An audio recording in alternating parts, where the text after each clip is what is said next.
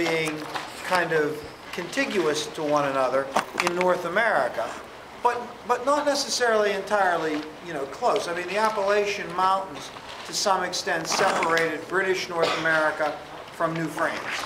And we talked a little bit about the settlement of New France. And one of the points that we made is the British colonies in North America were significantly different than the French colony in North America, than New France. Just really fast, because we don't want to spend a lot of time on this.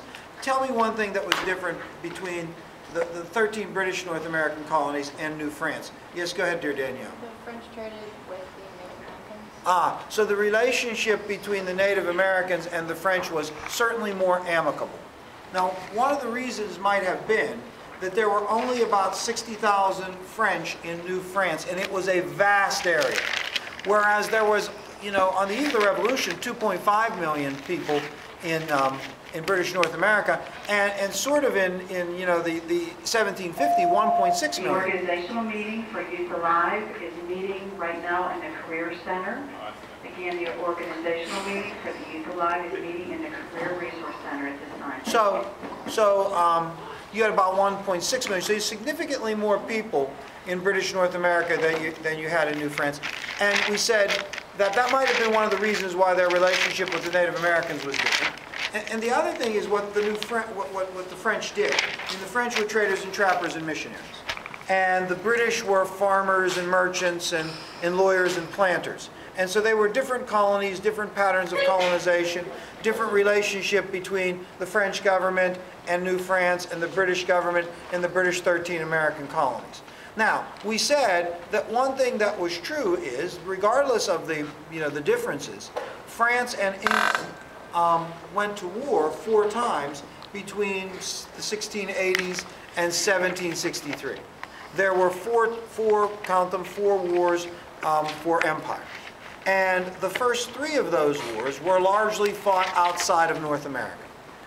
There was fighting in North America between the French who were there and their Native American allies and the British who were there, but that fighting was minor, and North America was not a major theater of the war. However, we said the 4th war, the 4th and final culminating war for empire, begins in North America, and North America is the major theater of that war. What area, I mean this is obvious, but just for fun, what area of North America does the contention begin in? Go ahead, Vivian. Where does this 4th and final war between England and her allies and France and her allies begin in North America? We talked of this extensively. Oh no, you're Olivia, you're Vivian. I'm sorry, go ahead, Vivian. Ohio River? Yes, the Ohio River Valley, which is modern-day western Pennsylvania. Just for fun, Olivia, now we can do you. Olivia, just for fun, why was that area so important to both France and England? Because that connected to did that connect to the Mississippi? Well, the Ohio flowed into the Mississippi, and that was crucial for development across the Appalachians for the British.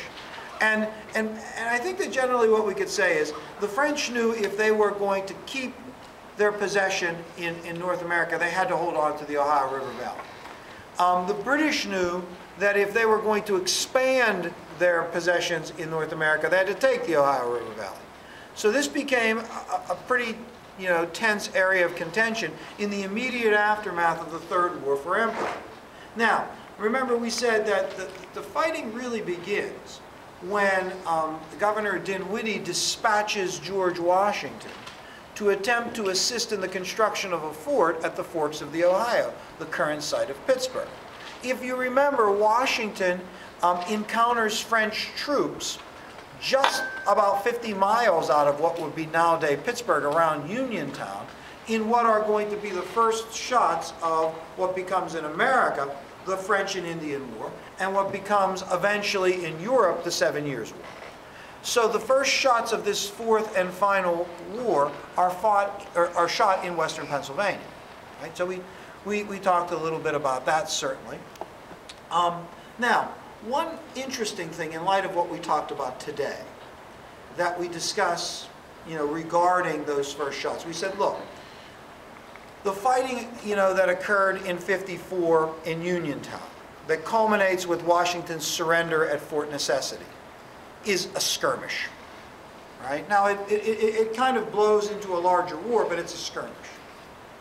But there was an anticipation of a larger war. In anticipation of that larger war, the British government summons delegates from all 13 colonies to convene in Albany, New York. And we called this the Albany Convention, the Albany Congress, that convened in Albany, New York. Does anybody remember what the purpose of that meeting was? I mean, why call this? Why did the British government summons representatives from all 13 colonies to convene? Yes, go ahead. Colonial unity? Yes, colonial unity to do what?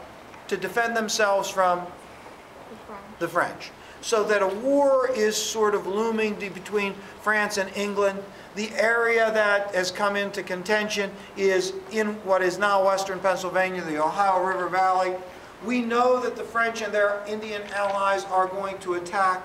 And you colonists should get together and unify for your common defense, and you should try to convince the Iroquois to support you. And that was the purpose of the Albany Congress. Now, just Kelly, to remind you that on both counts, the Albany Congress sort of fails.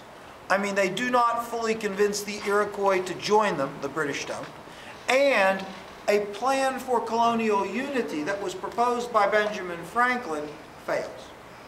Right? Eventually fails. It's not ratified by any of the states.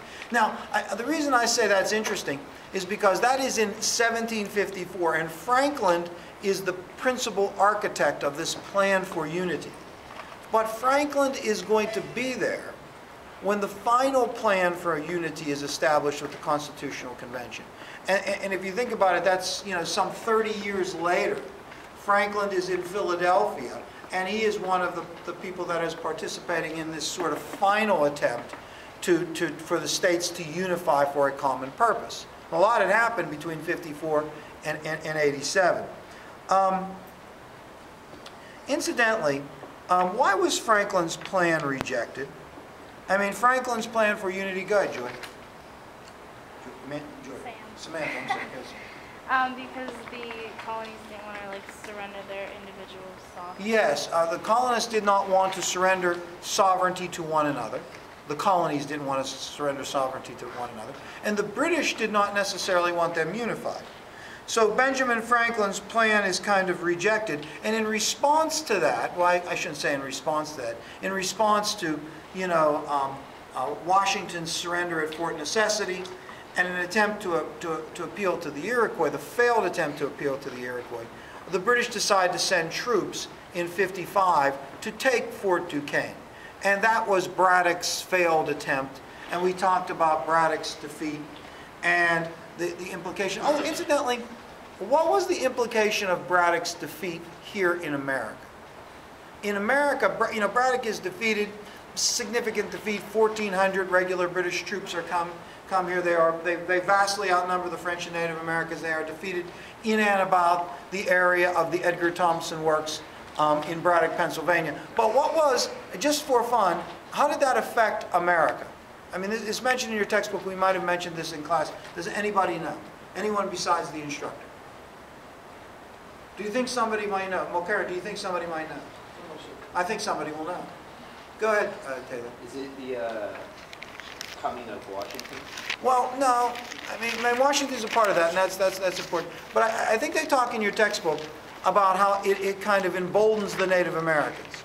That once Braddock is defeated, the Native Americans kind of go on the rampage on the frontier, and they attack as close as 80 miles from Philadelphia in Pennsylvania. So Braddock's defeat has implications in Europe and has implications in the United States. Now, we said that Braddock's defeat certainly marks a low point for the British effort. We also said in '56, the war that started here and is called commonly the French and Indian War, eventually expanded into a global conflict called the 7 Years' War. The 7 Years' War went very badly for England initially, but it turned. What did we suggest was the turning point in that conflict? What turns the tide? Go ahead, dear Natalie. They hardwood